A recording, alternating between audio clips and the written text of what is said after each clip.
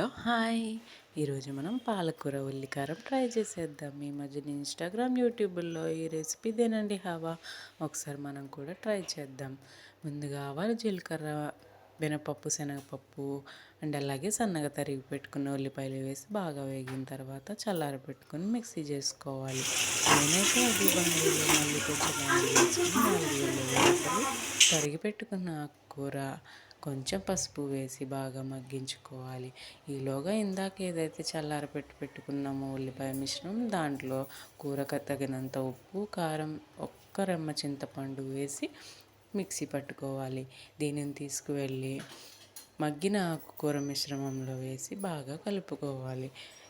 ఈ కూర రెడీ అవ్వింది అని తెలుసుకోవడానికి మనం ఆయిల్ అనేది బాగా పైకి తేలుతుందండి. అప్పుడు ఈ కూర చక్కగా రెడీ అవుతుంది. అంతే, కూర రెడీ.